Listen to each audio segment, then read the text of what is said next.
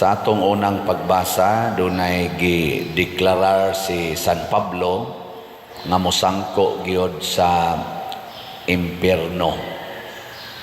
Kinsa maning mga tao nga mosangko sa impyerno.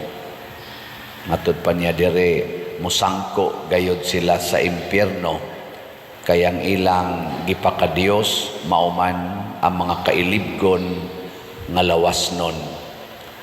Nagpasigarbo sila sa angay unta nilang ikaulaw o naghunahuna lamang sila sa mga butang niining kalibutana. Lingihay mong tupad, ingnawa ka maghunahunag kwarta. Kay magsigi lang ka gunahunag kwarta, butang man din aning kalibutana. Si kagunahunag balay, butang gyapon na aning kalibutana. Maghunahuna ka og imong profession, imong authority, nga dili ka mailisan, nga ikagimudaog sa eleksyon, mga butang na aning kalibutana. Nya kung sigihan nato gunahuna musangko ta sa impyerno. Muna diri sa atong ebanghelyo, ang kaning tikasan nga pinialan, nagsigi ra gid siya panikas. Ang iya ra jong gihunahuna ang pagpanikas. Nganong manikas man siya? Ingon siya, di man ko gusto nga magkalisod-lisod. Muna nga magsigi jud kog panikas aron hayahay ko. Kay kini man kong atong lawasnong panginahanglan, murag ang basic yun, murag tulo, comfort, pleasure, sa may ikatulo, comfort, pleasure, and honor. Kana bang komportable ba? Dili alimuot niya, pleasure kanang lami, dili nang way lami niya, honor kanang pakpakan tas mga tao, dili nang sawayon tas mga tao. Ngana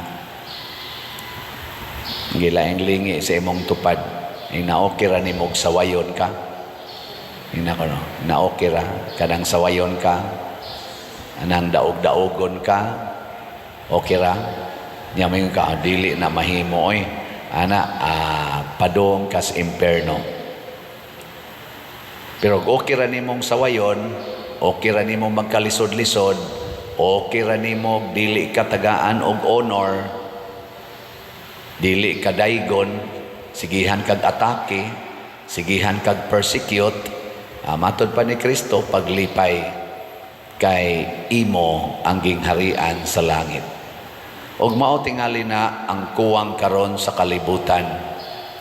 Daghang mga speculations na ang pagdaog kuno sa eleksyon dito sa USA ni President-elect Donald Trump maghatag kuno og positive impact sa kalibutan. Sige, ato lang ang paabuton kay murag sa akong nadunggan diha naasad nato makita social media, gi-highlight sa mga TikTok og Reels, gasige man og sulti si Donald Trump na Jesus Christ. Dili mahimo ang mga butang kunwa si Jesus Christ. Way kahimuan nga nindot basta way Ginoo. Ana ba? At least naa siya ana nga mga panultihon. Labi na tong pusil siya nga naigo yang dunggan. Wa siya igos agtang, matod pa niya ang naagis babaw kay tao lang ato, hindi gito mahitabo. Karon sa iyang pagdaog nga murag landslide kaayo sa electoral votes o sa popular votes, pulos gid siya dako kayo og lead. Tingali mo na iyang hunahuna. Munang niingon si San Pablo,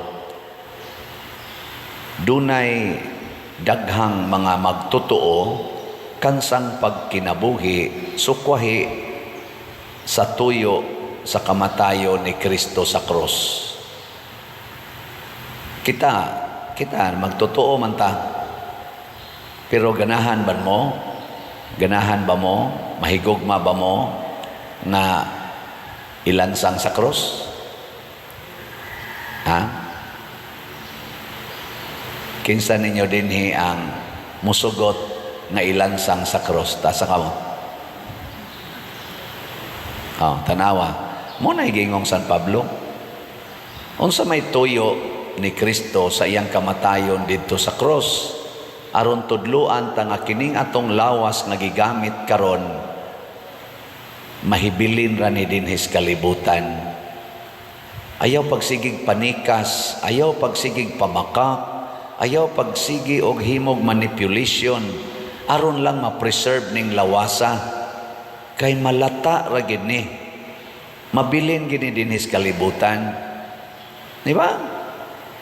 Nilingay mong tupad. Ing na malata ra ka. Malata ra gid na. Kanang imong naong, kanang tanan nimo rong kunuhay gi-value. Malata ra na. Malata ra man gina. Ngano di man na nato dawaton. Pero matod pang San Pablo, apan kita mga lumulupyo sa langit o mahinangpon kitang nagpaabot sa pag-anhi sa atong manunubos gikan sa langit ang Ginoong Hesukristo. Nya inig-anhi niya kanang pasabot inig kamatay nato mao man ay usas paagi nga magkita na tas Ginoo face to face inig kamatay nato. Ningon din siya diri, ilisa niya ang atong mga lawas nga may kamatayon sa lawas nga mahimayaon sama sa iyaha pinaagi sa gahom nga gigamit niya sa pagmando sa tanan.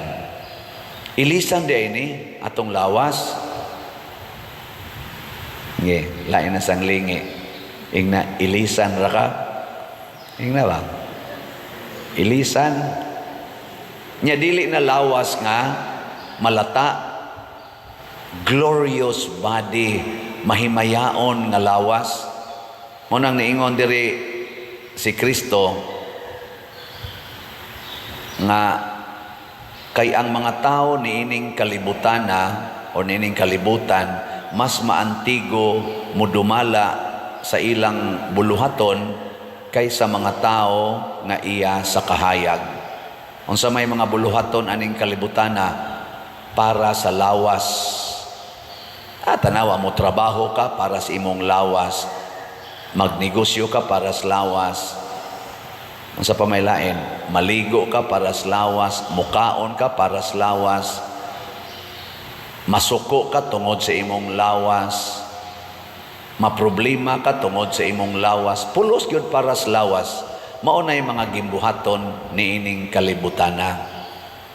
Munang may kaitang mo imagine mga butang nga atong buhaton, may kaitang mo plano-plano para sa lawas. Kana lang hiring-hiring diha sa atong mga kuan, ganing ato rong Congress, sa Senate, maminaw man sa gyud kuana. Makaingo na panahon nga makalingo-lingo kung makak mangini siya. Nya nganong iya magining ipamugos. Ang iyang punto ba iya yung ipamugos para pag-preserve sa iyang lawas.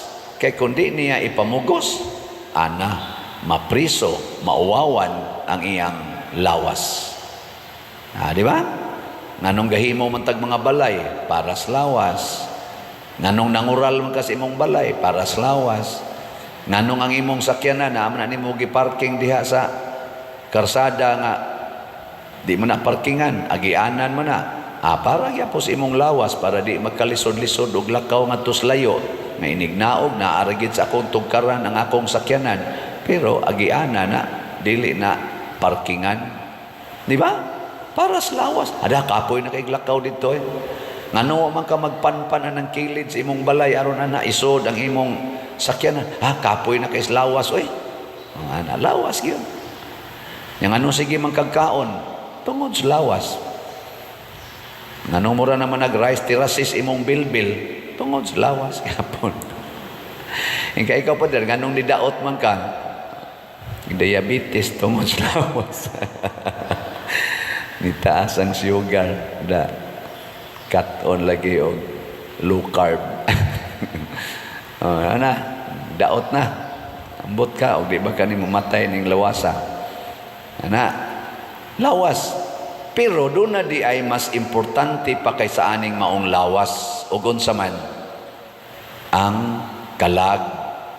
Kadtong kalag nat kining atong kalag mao ni ilisan og bag-ong lawas. Ang naong mao ra gyapon pero bag-o ng lawas.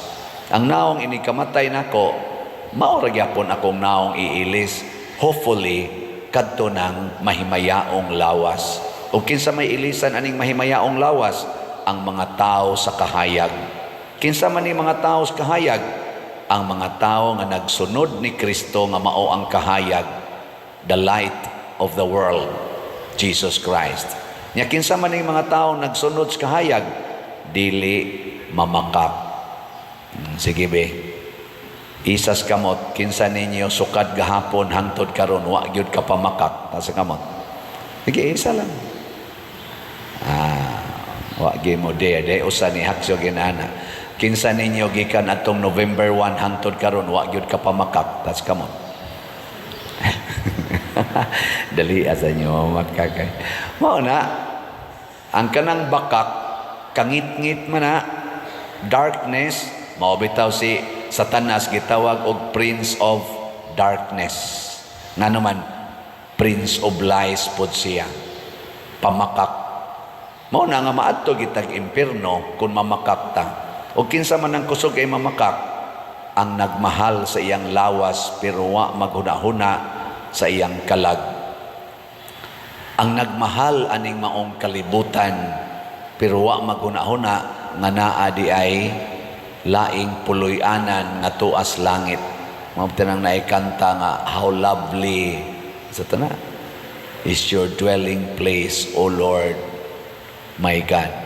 Nga matod pa niya, I rather spend one day in your court than thousands of years outside your presence. Wasan mo kasabot ano? Maura man sanay akong gamay nga nahinumduman. Nga mura nakatouch na ako ba?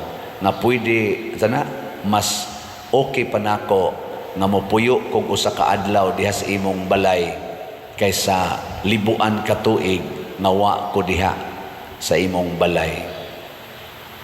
Pasabot og ni ara gitas kalibutan wa gay ayo. Way ayo kanang magsigig baha inig bagyo, baha dayon, way ayo. Kaning ni ang daghan kay korupsyon, way ayo. Kining lugar nga daghan kay mudaot na to, way ayo. Kining lugar nga mahal kayong kilos bugas, tinang mahala, way ayo.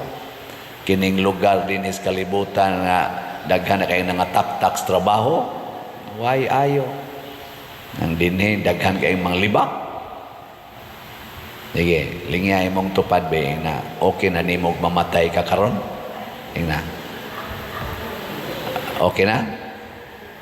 Oh, matod pa diri sa atong tubag sa Salmo, nalipay ako magiingnan ako nila mangadto na kita sa balay sa Ginoo. Nindot biya kayong balay sa Ginoo niya. Sa pag-adto dito, kinahanglan tang mamatay. Muna ingon San Pablo, ang kahulugan sa kamatayo ni Kristo sa krus.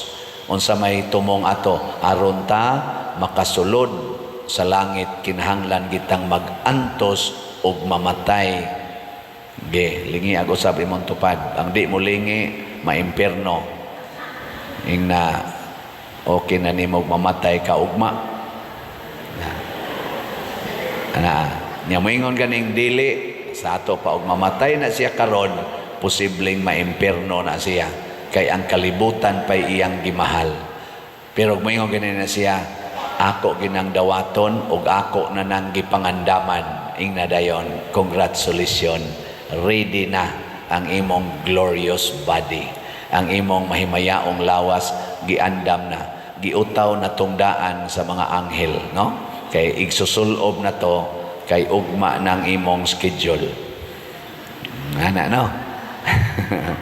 Pero hinumdumi nga kanang word nga ugma one day, matod pa ni sa Book of Wisdom, bato? Book of Wisdom, nga ang usa ka adlaw sa Ginoo, libuan na katuig dinhis kalibutan. Ang libuan katuig para nato, usara na kaadlaw sa Ginoo. No, mo nang maingay ko, okay ba nimo mamatay ka ugma? Basig mo abot pa nag 100 years. Posible sad nga 1 minute na lang. Di ba? Igawas ro nimo diha, atakihon day ka.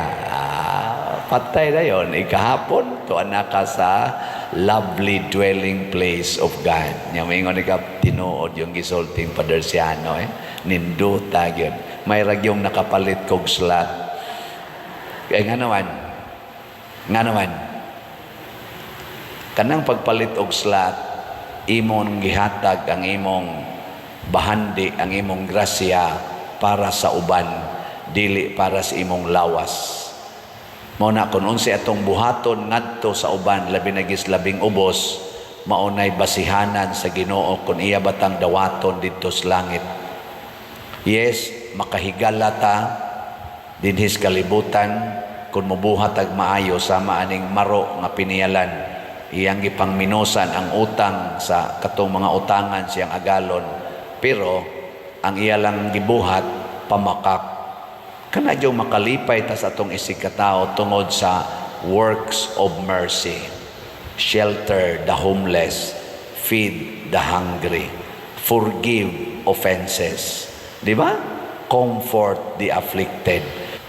Sige, mao ni siya mga igsuon ang angay natong hinumduman nga dili ang kinabuhi kutob ra dinhi sa kalibutan. Ang tinuod nga kinabuhi kadtog yung nagpaabot nga mahimayaon. Hinaot unta nga kitang tanan sama ni San Vicente Ferrer, sama sa ato mga santos nga gidebosyonan, makahimog mga buhat nga mahimot ang angayan didto sa langit. Unsa may buhaton aron dili ta maimpierno, di ta mosangko sa impierno, dili gid nato himuon nga Dios ang panginahanglan sa atong lawas. Pasabot dili nato sundon unsay gusto sa atong lawas, ato yung i-verify makaayo ba kani sa akong kalag.